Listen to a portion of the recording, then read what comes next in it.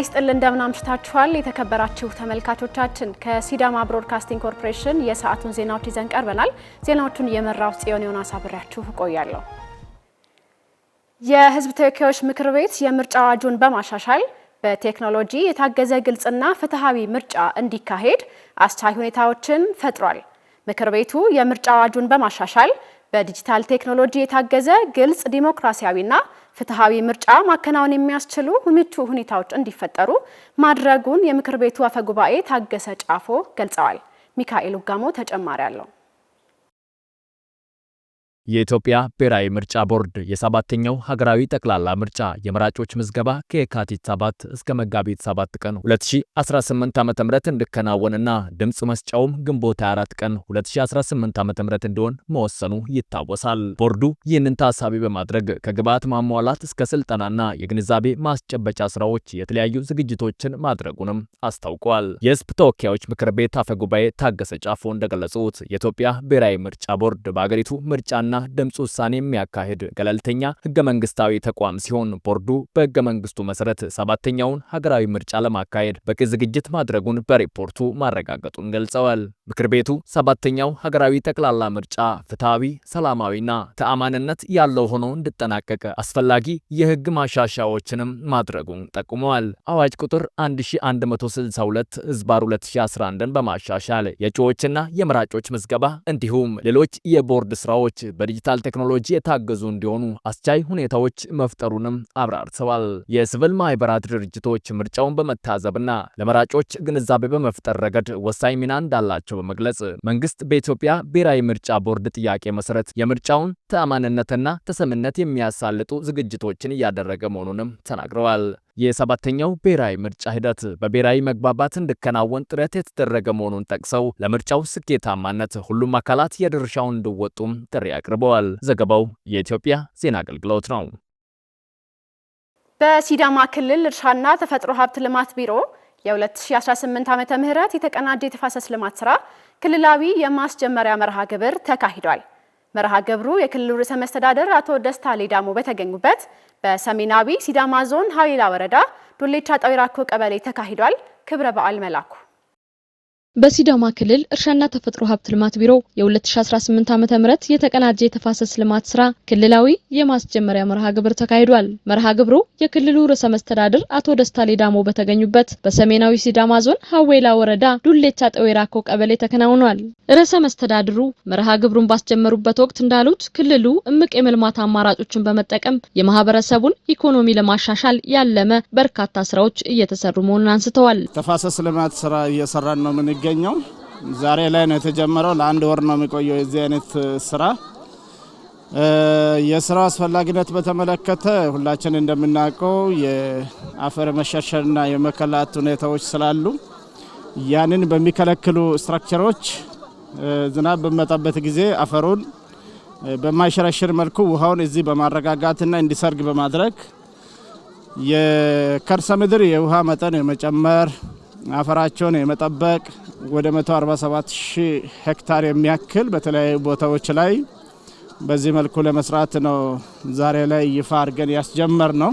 በዚህ መልኩ እየሰራን ከቀጠልን ዝናብ ከመጣ በኋላ እንደዚሁም በባዮሎጂካሊ በችግኝ ይህንን ያለማነውን መሸፈንና ማሰር ከቻልን በአጠቃላይ አካባቢያችን አረንጓዴ ይሆናል። የአየር ንብረቱ ለመስተካከል አስተዋጽኦ ያደርጋል። የተመቸ አካባቢ እንዲኖረን፣ አፈሩ እንዲጠበቅ፣ አፈር ለምነቱ እንዲሻሻል ከዚህ ጋር ተያይዞ ምርትና ምርታማነትም እንዲያድግ የሚያስችሉ ስራዎች ነው እየተሰሩ ያሉት። በክልሉ ባለፉት ዓመታት በተከናወነ የተፋሰስ ልማት ስራ የአፈር ለምነት በመጨመሩ ምርትና ምርታማነት ማደጉን ርዕሰ መስተዳድሩ ገልጸዋል። የዚህ አይነት ስራ ተሞክሮ አሁን ዘለግ ላለ ጊዜ ቆይተዋል። በብዙ ቦታዎች ላይ ለኑሮ የማይመቹ በጣም የተራቆቱ አካባቢዎች ዛሬ ላይ ሳር አብቅለው አሁን ካሉበት ገላጣነት አገግሞ በአረንጓዴ ተሸፍነው ለመኖርም በሚያስደስት መልኩ እንደዚሁም ኢኮኖሚያዊ ፋይዳውንም ትሩፋቱን እያበረከቱ ይገኛሉ። ሰው በተረጋጋ ሁኔታና በተሻለ ሁኔታ እንዲኖር ከዚህ በፊት የተሰሩ ስራዎች ከፍተኛ አስተዋጽኦ አድርገዋል። ማህበረሰቡም ያንን በማየት ከተግባራዊ እንቅስቃሴውን በመማር ራሱ ሰርቶ አካባቢውን ያሻሻለ በመሆኑ በከፍተኛ ፍላጎትና ፍቃደኝነት በሚሊዮን የሚቆጠር ህዝብ ተነሳስተው ያለምንም ክፍያ በእንዲህ አይነት ደረቅ ቦታ ከአካባቢው ጋር ታግለው ያልተመቸን አካባቢ እየተመቸ ለማድረግ በከፍተኛ መነሳሳት እየሰራ ነው ያለው። ይሄ ስራ የሚታይ ተጨባጭ ውጤት አምጥቷል። በሲዳማ ክልል በዘንድሮ የተቀናጀ የተፋሰስ ልማት ስራ 678 ንዑስ ተፋሰሶች በ147000 ሄክታር መሬት ላይ እንደሚካሄድ የተናገሩት የክልሉ እርሻና ተፈጥሮ ሀብት ልማት ቢሮ ኃላፊ አቶ መምሩ ሞኬ የተፋሰስ ልማት ስራ የአፈር መሸርሸርን በመቀነስና የአፈር ለምነትን በመጨመር ምርትና ምርታማነት እንዲያድግ በማድረግ ፋይዳው ትልቅ መሆኑን አንስተዋል። እንደ አጠቃላይ 678 ንዑሳን ተፋሰሶችን በመምረጥ 147000 ሄክታር ይለማል። ለዚህም ከ1.5 ሚሊዮን በላይ ሰዎች ይሳተፋሉ ብለን ለይተን በእቅድ መሰረት ዛሬ ስራዎች ተጀምሯል በሁሉም አካባቢ። እንደሚታወቀው ባለፉት አመታት በርካታ የተቀናጀ ተፋሰስ ልማት ስራዎች በመከናወናቸው የአፈርና ውሃ ጥበቃ ስራ እንዲሁም ደግሞ ሌሎች ከአረንጓዴ አሻራ ልማት ስራ ጋር ተያይዞ ያሉ ለውጦች ተመዝግበዋል። አክለውም በዚህ ለአንድ ወር በሚከናወነው የተቀናጀ የተፋሰስ ልማት ስራ ከ1.5 ሚሊዮን በላይ የህብረተሰብ ክፍሎች ይሳተፋሉ ያሉት ኃላፊው ለዚህ ተግባርም የሚያስፈልጉ ቁሳቁሶችን ከማሟላት ጀምሮ አስፈላጊ ቅድመ ዝግጅቶች መጠናቀቁን ተናግረዋል። ከዛ በተጨማሪ በየጊዜው በመናደርገው ንቅናቄ የህዝብ የባለቤትነት ሂደት እንዲሁም ደግሞ የህዝብ የተሳትፎ ሁኔታ ከጊዜ ወደ ጊዜ እየጨመረ ነው ያለው። በዚህ አመት እንግዲህ ከ1.4 ሚሊዮን ሰው ይሳተፋል ብለን ነው ያቀድነው። አሁን ላይ የለየነው 1.5 ሚሊዮን ጉልበት ነው የሚሳተፈው። ይሄ እንግዲህ ወደ ገንዘብ ሲተመን በጣም ብዙ ሚሊዮኖችን የሚያስተርፍ ነው። እንግዲህ ወደ ገንዘብ ከተተመነና ይህን ስናደርግ የባለቤትነት እንዲሁም ደግሞ ህዝቡ የሚያበረክተው የጉልበት አስተዋጽኦ ለአፈራችን ደህንነት እንዲሁም ደግሞ ለምርትና ምርታማነት ማደግ ከፍተኛ አስተዋጽኦ እያበረከተ ነው የሚገኘውና እንደ አጠቃላይ የተፋሰስ ልማት ስራ አሁን ባለው ተጨባጭ ሁኔታ ከፍተኛ ውጤት እያስገኘ ነው ያለው። ያነጋገርናቸው አርሶ አደሮች ለተከታታይ አመታት የተፋሰስ ልማት ስራ በመስራታቸው ተጠቃሚ መሆናቸውንም ተናግረዋል። ከዚህ በፊት ይህ አካባቢ ደን ነበረ፣ የተፈጥሮ ደን ነበረ። ያንን ህብረተሰቡ አለማወቅ የተነሳ ጨፍጭፎ ጨረሱና ገላጣ ሆነ። የተፋሰስ ስራ ሰርተን ውስጡ ደን ተክለን ከብት ምናምን ሰው እንዳይገባ ከልክለን ህግ አውጥተን ከልክለን ከዛ በኋላ ተመልሶ ይሄ ባናችን ዛሬ እንደምናየው ሆኖ ተገኝቷል። አልባትኒ ኪንቾ ጎበኪንቻምት ከዚህ በፊት አካባቢያችን ድንጋያማ ነበር። ተፋሰስ ከተጀመረ በኋላ እርከን በመስራት ችግኝ ተክለን የተሻለ አካባቢ ፈጥረናል። አሁን ድንጋዩ ተሸፍኗል፣ ሳር በቅሏል። አርሰን የተሻለ ምርት አግኝተናል። አሁን ለከብቶቻችን ሳር ማግኘት ችለናል። በመርሃ ግብሩ ላይ የክልሉ ምክር ቤት ዋና አፈ ጉባኤ ወይዘሮ ፋንታ የከበደ፣ የክልሉ እርሻና ተፈጥሮ ሀብት ልማት ቢሮ ኃላፊ አቶ መምሩ ሞኬን ጨምሮ የፌዴራል፣ የክልል፣ የዞንና የወረዳ የመንግስት የስራ ኃላፊዎች እንዲሁም የአካባቢው አርሶ አደሮች ተገኝተዋል። በሲዳማ ክልል ባለፉት 6 ወራት በእንስሳት ሀብት ልማት ዘርፍ ማህበረሰቡን ተጠቃሚ የሚያደርጉ ስራዎች ተሰርተዋል ሲሉ የክልሉ ምክር ቤት አፈ ጉባኤ ወይዘሮ ፋንታ የከበደ ገለጹ። የምክር ቤት አመራሮችና የሰሜናዊ ሲዳማ ዞን ተወካይ አባላት በዞኑ የእንስሳት ሀብት ልማት ዘርፍ የተሰሩ ስራዎችን ጎብኝተዋል። ይስሐቅ ፍቅሩ ተጨማሪ አለው። የሲዳማ ክልል ምክር ቤት አመራሮችና የሰሜናዊ ሲዳማ ዞን ተወካይ አባላት በዞኑ በመልጋ፣ በጎርቼ፣ በሸበዲኖና በብላተ ዙሪያ ወረዳዎች በእንስሳት ሀብት ልማት ዘርፍ ላይ የተሰሩ ስራዎችን ጎብኝተዋል። በጉብኝቱ ወቅት የምክር ቤቱ ዋና አፈ ጉባኤ ወይዘሮ ፋንታ የከበደ እንደተናገሩት በዞኑ በዶሮ ልማት መንደር የአሳ ኩሬ፣ የተሻሻሉ የእንስሳት ዝርያዎች፣ የንብ እርባታና ሌሎች ላይ ባደረጉት ምልከታ በዘርፉ ህብረተሰቡን ተጠቃሚ የሚያደርጉ ስራዎች መሰራታቸውን መመልከታቸውን ተናግረዋል። በኩታ ገጠም እያንዳንዱ አርሶ አደር በቤቱ ዶሮ ማግኘት አለበት። ፓኬጁም ተቆጥሮ የተሰጣቸው 30 ያረቡ አሉ፣ 25 ያረባቻለች። አሁን እንቁላል ደርሶ መሸጥ የጀመሩበት ከመሸጥ አልፎ ለቤት ለልጆቻቸው ፍጆታ ከውጪ ከመግዛት ያተረፉበትና ለልጆቻቸው ጥሩ ምግብ የተመጣጠነ ምግብ እንዲያገኙ ከዚህ በፊት ያላቸውን ብዙ ከብቶች በመሸጥ የተሻሻለ ዝርያ 2 እና 3 1 4 እንደዚህ አርብተው ወተት ለከተማው የሚያቀርቡት በበግ እርባታ ተሰማርተዋል። የአሳ የቦንድ ሰርተው ሁሉም ስለዚህ በጣም ደስ የሚል ስራ ከዚህ በፊት ያልተለመዱ አስተሳሰቦች የተቀየሩበት ወጣቶች ተደራጅተው በማር ተደራጅተዋል በዶሮ ተደራጅተዋል በአሳ ተደራጅተዋል አሁን አሳ የቱሪስት መስህብ እንዲሆን ዘንድ የከብት መኖም ጭምር ያዘጋጁትን በደንብ ስናይ ህዝባችን ምን ያህል ኮንሸስ እንደሆነ ህዝባችን ምን ያህል የተነገራቸውን ማስተዋል እንደጀመረ ከድህነት ለመውጣት ቁርጠኛ መሆናቸውን የተሻለ ስራ እየተሰራውን እያዩ ወደ ራሳቸው መውሰዳቸውን ስናይ እንደ ምክር ቤት እጅግ በጣም ደስተኞች ሆነናል። የክልሉ መንግስት ለበጀት ዓመት ካቀደው እቅድ በተጨማሪ ፍጥነትና ፈጠራን በመጨመር የ100 ቀን እቅድ በጠንካራ ክትትልና ድጋፍ እየከወነ እንደሆነ የገለጹት ዋና አፈ ጉባኤዋ የእቅድ አፈጻጸምና አተገባበሩን ለመመልከት ችለናል፣ ስራዎቹም አመርቂ መሆናቸውን አይተናል ብለዋል። ይሄ ትልቅ ለምክር ቤታችንም ሞገስ ነው።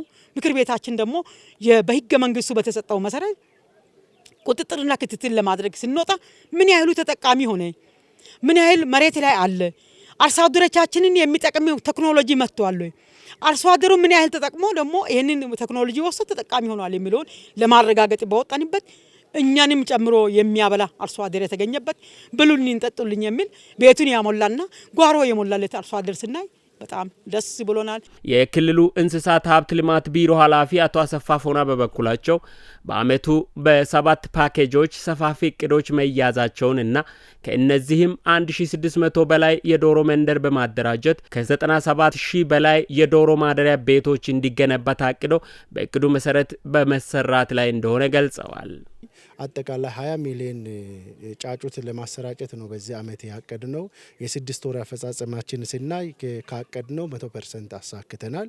ይሄ በድሮ በቢተና አይደለም እናሰራጨው አንዱ በመንደር በማደራጀት ነው። አጠቃላይ በክልሉ ውስጥ 1620 መንደር አደራጅተን በዚህ መንደሮች ውስጥ 97200 ቤቶችን ሞዴል ቤቶችን የቆርቆሮ ሞዴል ቤቶችን በመንደር እያደራጀን ለመስራት ነው እቅዱ የታቀደው። አጠቃላይ ይሄ 97200 በመንደር ብቻ የምንሰራ ቤት ነው። ለንብ እርባታም ከ200,000 በላይ የጨፈቃ ቀፎ ለመስራት ታቅዶ እየተሰራ እንደሆነና በሁሉም ፓኬጆች ህብረተሰቡን ተጠቃሚ የሚያደርጉ ስራዎች እየተሰሩ እንደሆነም ተናግረዋል። 1500 ፖንዶችን ለማዘጋጀት ነው እቅድ ይዘን የገባ ነው። አንዱ ለመጨረስ ግብ የተያዘውም በ100 እቅድ ውስጥ የፖንድ ዝግጅት ስራ ነው። አሁን ያለው አፈጻጸማችን ኦሎሞስት 98% አካባቢ ደርሷል። በአንድ ሳምንት ውስጥ 100% የፖንድ ዝግጅትም ያልቃል። እዚህ ውጭ ያልየ ነው። ከዚህ በፊት አምና ተቆፍሮ የተዘጋጁ ጫጩቶች የአሳ ጫጩት የገባበት ፖንዶች ምርታማነት ምን ደረጃ ላይ ነው የሚለውንም የጉብኝት አካል አድርገናል። አምና የገባውን ዛሬ አድጎ አሳውንም ከፖንድ አውጥተን ለጉብኝት የሄዱ ሰዎችም ጭምር የበሉበት ሁኔታ ነው ያለውና አሳ ውሃ ያለበት አካባቢ ይቻላል የሚለውን የማረጋገጫ ሁኔታንም ያየንበት መስክ ነው የዛሬውና የሰሜናዊ ሲዳማ ዞን ዋና አስተዳዳሪ አቶ ጻዲቁ በጥሶ በበኩላቸው በየወረዳ ያለውን እምቅ አቅም ታሳቢ በማድረግ በዚህ ዘርፍ በ7ቱ ፓኬጆች የተሻለ ስራ ተሰርቷል ብለው በተሻሻሉ ዝርያዎች በዶሮ ልማት፣ በንብ እርባታ፣ በአሳ ባህር ልማትና በሌሎች የስራ ዘርፎች ላይ በ100 ቀን እቅድ በልዩ ትኩረት እየተሰራ ነው ብለዋል። በእንስሳት ዝርያ ማሻሻል ላይ ከ6 ወር እቅድ አፈጻጸም አንጻር ከ100% በላይ ማሳካት የቻለንበት፣ ከ48 ዶሮ ስርጭት አንጻር ከ100% ማሳካት የቻለንበት፣ ከሀር ልማት አንጻርም የተሻለ ውጤት ማስመዝገብ የቻለንበትና እንደ ጉድለት የምናየው በአንድ ቀን ጫጩት ላይ የተወሰነ ይቀራል። እሱንም በትግል መርተን በነክስት በሚቀሩ ወራቶች ላይ በ100 ቀን እቅድ አካተን የምናስተካክለው ይሆናልና አጠቃላይ በ7 ፓኬጅ ነው ይሄንን ስራ እየሰራን የምንገኘው። ከ7ቱ ፓኬጅ እንደኛ ዞን የማይሳካ ፓኬጅ የለም።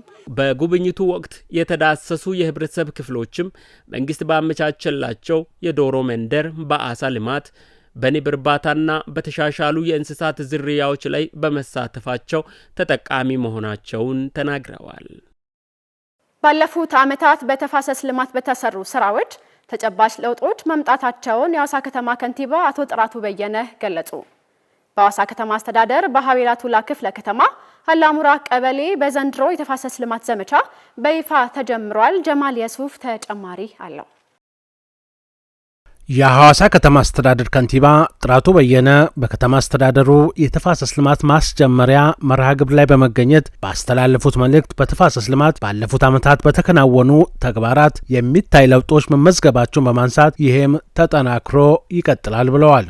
እንግዲህ ባለፉት ዓመታት የተፋሰስ ልማት ስራችን እጅግ ስኬታማ እንደሆነ በተጨባጭ አይተናል። እንዲህ አይነት እርከን ስራዎች የተሰሩባቸው አካባቢዎች የአካባቢው መልሶ የማገገም የተተከሉት የአረንጓዴ አሻራ ስራችን ውጤታማ እንዲሆኑና እንዲጸድቁ ትልቅ አስተዋጽኦ ያለው ነው። እንግዲህ አሁን ዘንድሮ ለምሳሌ ይህን አካባቢ በዚህ መልክ የእርከን ስራ ከሰራም በኋላ በክረምቱ የአረንጓዴ አሻራ መርሃ ግብራችን ይህ አካባቢ ደግሞ ተመልሶ እንዲያገግም የተክል ወይም ችግኞች የሚተከሉበት ነው የሚሆነው። ይሄ ውሃውን ሲይዝ ችግኞቹ ሲጸድቁ ደግሞ እንዲህ አይነት ደረቃማ አካባቢዎች ምርታማ የሚሆኑበት እድል ይፈጥራል። በሐዋሳ ከተማና በዙሪያ ያሉ አካባቢዎችን ስነ ምህዳር መጠበቅ የሐዋሳን ከተማ ሐይቅ ህልውና ማስጠበቅ ነው ያሉት ከንቲባው የሐዋሳ ሐይቅ ደግሞ የሐዋሳ ሁሉ ነገሯ ነው ብለዋል።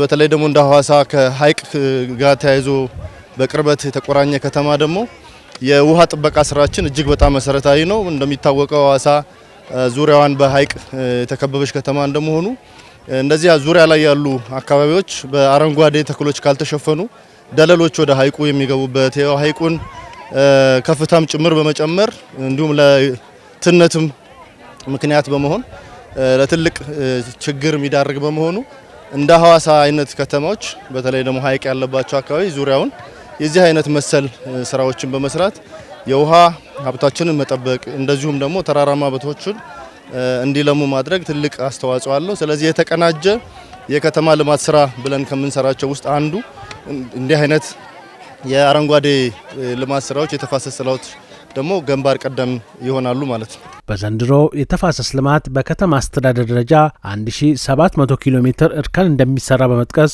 1700 ኪሎ ሜትር እርከን እንደሚሰራ በመጥቀስ ከ4000 ሄክታር በላይ ማሳ በዘመቻው ይሸፈናል። በዘንድሮ የተፋሰስ ልማት ስራችን በአጠቃላይ ወደ 1700 የሚሆን ኪሎ ሜትር የሚሆን የእርከን ስራ የሚሰራ ነው የሚሆነው። በአንድ ወር ቆይታ ጊዜ ውስጥ ከ40 ሺህ በላይ የዚህ አካባቢ ነዋሪዎች የሚሳተፉበት ይሆናል። እንደዚሁም በአጠቃላይ በሄክታር ካየነው ደግሞ ከ4200 ሄክታር በላይ በዚህ በዘንድሮ የተፋሰስ ልማት ስራችን የሚሸፈን ነው የሚሆነው። በሐዋሳ ከተማ አስተዳደር የግብርና መምሪያ ኃላፊ አቶ ስጦታው ከንባታ በበኩላቸው በከተማ አስተዳደሩ ስር በሚገኙ 12 የገጠር ቀበሌያት ለአንድ ወር የተቀናጀ የተፋሰስ ልማት ለማካሄድ ቅድመ ዝግጅት ተደርጎ ወደ ስራ መገባቱን ተናግረዋል። በተለይ የአፈርና ውሃ ጥበቃ ስራዎችን በሚገባ አርሶ አደሩን በአግባቡ አስታጥቆ የነበሩ ልምዶችን ቀምሮ ጉድለቶችን እያረሙ መሄድን ይጠይቃል። ከዚህ አንጻር እንደ ሐዋሳ ከተማ ዘንድሮ 4190 ሄክታር በአፈርና ውሃ ጥበቃ ልማት ስራዎችን ለመስራት አቅደን ቅድመ ስራዎችን አጠናቀን ወደ ተግባራዊ እንቅስቃሴ ውስጥ ነው የገባ ነው። በዚህ ሂደት ውስጥ የሚሳተፉት ወደ 40975 የክፍለ ከተማ የከተማ ማዕከል የሚሳተፉ ነዋሪዎች አሉ። ይሄ ስራ ተጠናክሮ ለአንድ ወር የሚቆይ ነው የሚሆነው። የሀዊላ ቱላ ክፍለ ከተማ ዋና አስተዳዳሪ አቶ ሽጉጤ ሹረሞ በተመሳሳይ በሰጡት አስተያየት በክፍለ ከተማው ባሉ 12 የገጠር ቀበሌያት በቀጣይ 30 ቀናት ዘመቻው በተቀናጀ መንገድ እንደሚካሄድ በማንሳት ለዘመቻው ስኬት የከተማ አስተዳደሩም በቅንጅት ይሰራል ብለዋል። ማህበረሰቡ አሁን በዚህ በአፈርና ውሃ ጥበቃ ስራዎች ከፍተኛ ተጠቃሚ ነው የሆነው። አንደኛ ከዚህ በፊት ይሄ ተዳፋታማ መሬት ጎርፍ የወረደ ዝናብ ጠርጎ አፈሩን ለማፈሩን እየወሰደ በጣም እየተጎዱ ነው የነበሩት። ይሄ ደግሞ እርከኖች ሲሰራ ጠረጴዛማ እርከኖችም ሲሰሩ በተፋሰስ ውስጥም ይሄ ነገር ሲሰራ ከፍተኛ ተጠቃሚ ነው የሆኑት። በነቢ እርባታ በተለያዩ በጥላ ዛፍ በእነዚህ ሁሉ ነገሮች ተጠቃሚ መሆኑን አውቆ ህዝቡ በነቀስ ወጥቶ ነው እየሰራ ያለው። በተፋሰስ ልማት ዘመቻ ላይ ያገኘናቸው የአላሙራ ቀበሌ ነዋሪዎች በሰጡት አስተያየት የተፋሰስ ልማት ለአርሶ አደሩም ሆነ ለከተማው ነዋሪ ሁለንተናዊ ህልውና መጠበቅ ትልቅ ሚና ያለው በመሆኑ ያለምንም ቀስቃሽ በሙሉ ፍላጎት እየተሳተፈ ነው ብለዋል። በደንብ አውቆ ማህበረሰብ ሁሉ ጥቅሙን አውቆ እየሰሩ ነው ያለው። በግዳ ሳይሆን በልባቸው ግንዛቤ ወስዶ እኮ ነው ሁሉ እየሰራ ያለው። ተፋሰስ ሲል እኮ ማንም ወደ ኋላ ለመውጣት እንትን አለም። ወዳላ የምንትን የሚል የለምና ተፋሰስ ብዙ ጥቅም አለ። ህብረተሰብ ሁሉ ተጠቃሚ ሆኖ እህሉን ጎርፍ ድሮ በሚወስደውን አሁን ቲቶ በቃ በቦታ ሰሩ እንደሰራ ነው የምናገኘው ያገኘን ያለ ነውና ተፋሰስ ብዙ ጥቅም አለ። እጅግ በጣም ጠቃሚና ለሰው ልጆች ሁሉ እጅግ በጣም ጠቃሚ ነው። ለምለምም ስለዚህ ይሄ በሚቀጥለው ጊዜ ሁሉ ሴት ወንዱ ትኩረት እየሰጠ እየሰራም ደግሞ አንድም እንደው ተካች በላለበት ሁሉም ሴት ወንዱ ደካማ ጠንካራ ሳይባል ሁሉም እየወጣ እየሰራ ያለበት ቦታ ስለሆነ እጅግ በጣም የሚመሰገን ነው። በ2018 ዓመተ ምህረት 5357 ሄክታር መሬት በአፈርና ውሃ ጥበቃ ስራ ለማልማት ታቅዶ ወደ ስራ መግባቱን የሐዋሳ ዙሪያ ወረዳ ገለጸ።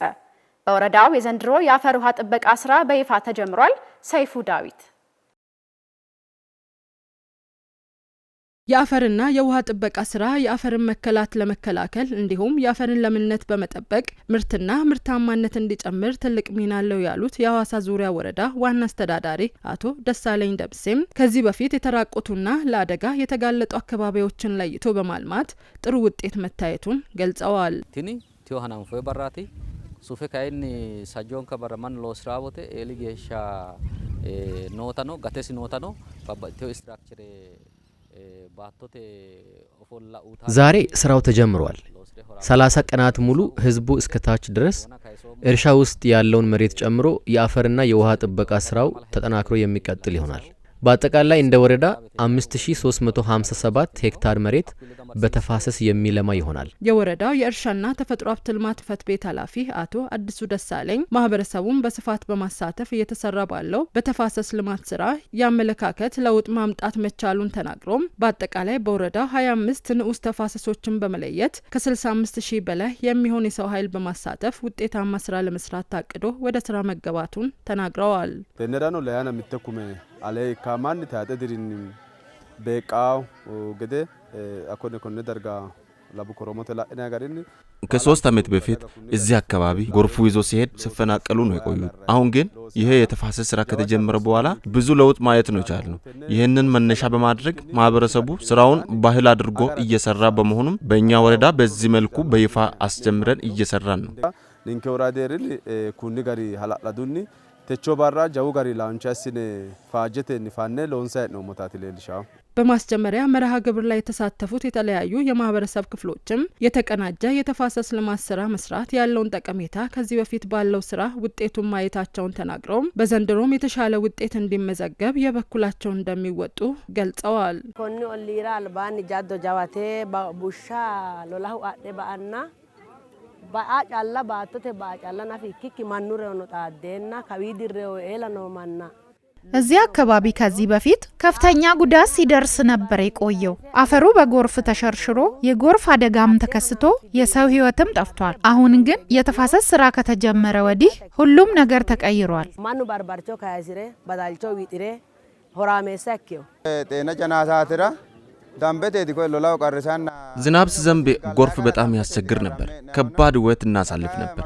አሁን ተፋሰስ ከተጀመረ ወዲህ እርከን ከተሰራ በኋላ አሁን ሁሉ ነገር ተስተካክሎ ቤት ንብረት አፍርተን በሰላም መኖር ጀምረናል። ጃጃሎ ሲነ ምን ሰላመቴ ሄራ ዳንቲኖ በየዓመቱ የሚከናወነው የተቀናጀ የተፋሰስ ልማት ባመጣው ለውጥና ባስገኘው ፋይዳ ህብረተሰቡ ስራውን ባህል ማድረጉ ተገለጸ። በሲዳማ ክልል ይፋ የተደረገው የዘንድሮ የተቀናጀ የተፋሰስ ልማት በደቡባዊ ሲዳማ ዞን ደረጃ ሁላ ወረዳ በይፋ ተጀምሯል። ይፍሩ አበበ ዝርዝር አለው። በሲዳማ ክልል የተቀናጀ የተፋሰስ ልማት ተግባራዊ ማድረግ የተጀመረው በ2003 ዓ.ም ሲሆን ዘንድሮም ለ15ኛ ጊዜ በክልሉ ሁሉም አካባቢዎች በይፋ ተጀምሯል። በደቡባዊ ሲዳማ ዞን ሁላ ወረዳ በይፋ በተጀመረው የተቀናጀ የተፋሰስ ልማት ላይ ተገኝተው ያስጀመሩት የሲዳማ ክልል ከተማና መሰረተ ልማት ቢሮ ኃላፊ አቶ ብሩክ ሰለሞን እንዳሉት በክልል ደረጃ ለተቀናጀ የተፋሰስ ልማት በቅድ ላይ የተመሰረተ በቂና ተመጣጣኝ ዝግጅት ተደርጎ ወደ ስራ ተገብቷል። የተቀናጀ የተፋሰስ ልማት ስራ ከመጀመሩ በፊት የቅድመ ዝግጅት ስራዎች ሲሰሩ ቆይቷል። ከቅድመ ዝግጅት ስራዎች አንዱ ሳይት መረጣ ነው። ተፋሰስ የሚሰራበት ኤሪያ በመምረጥ በዛ ኤሪያ ላይ ስትራክቸር ምን አይነት ስትራክቸሮች ናቸው የሚሰሩት የሚለውን የእርከን አይነቶቹን መለየት፣ ዲዛይን ማድረግ፣ ችካል መትከል እነዚህ ሁሉ የቅድመ ዝግጅት ስራዎች ሲሰሩ ቆይቶ ጥሩ ስራ ነው እየተሰራ ያለው። አሁን ህዝቡ ደስ ብሎት ነው እየሰራ ያለው። ህብረተሰቡም እስካሁን በተሰራ ስራ በታየው ውጤትና ባገኘው ጥቅም ደስተኛ መሆኑን ለስራው ከሚያሳየው ተነሳሽነት ባለፈ ስራውን ባህል እያደረገ መምጣቱንም አስረድተዋል። ህብረተሰቡ አስተሳሰብ ለውጥ መጥቷል። ይህ ስራ ከተጀመረ ወዲህ የአመለካከት ለውጥ መጥቷል። ሁለተኛ የተጎዱ መሬቶች ምርት የማይሰጡ ህዝቡን የበለጠ ግንዛቤ በማስጨበጥ ሳይሰላች ህዝቡ እንዲሰራ በማድረግ በአደረጃጀት ወጥቶ እንዲሰራ በማድረግ ህዝባችንን ያው ጠባብ መሬት ነው ያለን። ጠባብ መሬት እያለ ምርት የማይሰጥ መሬት እንዳይኖር አሁን የመጣውን ለውጥ በማሳየት በማስፋት የበለጠ እንዲበረታታ እንዲነቃቃ የማድረጉ ስራ ከሰራን ውጤቱም መጥቷል። የበለጠ ውጤት ደግሞ በበለጠ መስራት ያስፈልጋል የሚል እምነት ነው ያለኝ። የደቡባዊ ሲዳማ ዞን ዋና አስተዳዳሪ አቶ መንገሻ ፊታሞ በበኩላቸው በዞኑ ባለፈው ዓመት የተከናወነው የተቀናጀ የተፋሰስ ልማት አፈጻጸም አስቀድሞ በመገምገምና ባለፈው ዓመት የታዩ ክፍተቶች ዘንድሮ እንዳይቀጥሉ ታሳቢ ያደረገ በተለዩ በ172 ንዑስ ተፋሰሶች ከ33800 ሄክታር በላይ መሬት በተለያዩ የአፈርና ውሃ ጥበቃ አካላዊ ስራዎች ለማልማትና ምርታማነትን ለማሳደግ ትኩረት ተደርጎ እንደሚሰራ ገልጸዋል። 2018 ስንጀምር አፈጻጸማችን ገምግመን ነው የጀመርነው። አፈጻጸማችን ስንገመግም አንደኛ ምን ጥንካሬዎች ነበሩን፣ ምን ድክመቶች ነበሩን የሚለው ነገር ገምግመናል። የሰራናቸው ስራዎች ዘንድሮ አምና የሰራናቸው ስራዎች በአመቱ ምርት የመስጠቱ ስራ ጀምሯልና እሱ አንዱ ጥሩ ጎኑ ነው የገመገምነው። ይሄን ገምግመን ደግሞ ዘንድሮ በ172 ንዑስ ተፋሰሶች መርጠን በዛ 33828 ሄክታር የሚሆን መሬት ለማልማት ነው የያዝነው። ሌላ ደግሞ የቡና ምርትና ምርታማነትን ለማሳደግ ኮምፖስት ስራ ይሰራል። ወደ 1.3 ሚሊዮን ቶን የሚሆነውን ኮምፖስት ዝግጅት እናደርጋለንና ለዚህ ለኮምፖስት ዝግጅት የሚሆነው ግብዓት የማሰባሰብ የመቀበሩ ስራ በዚህ ስራ ነው እንትን የምንሰራውና የዞኑ ምክትል አስተዳዳሪና ግብርናና ገጠር ልማት መምሪያ ኃላፊ አቶ ደበበ ሻላ በዞኑ ዘንድሮ ለሚከናወነው የተቀናጀ የተፋሰስ ልማት ከ15000 በላይ ኪሎ ሜትር የተለያዩ አካላዊ ስራ ለመስራት ዲዛይንና ልኬት መሰራቱን ጠቁሟል። የተለያዩ እንትኖች ስትራክቸሮች ነው የሚሰራው። እንደሚታወቀው ደጋማ አካባቢ ላይ ጠረጴዛማ እርከን ነው የሚሰራው። የዚህ ጠረጴዛማ እርከን ላይ 3141 ሄክታር ነው የሚሰራው።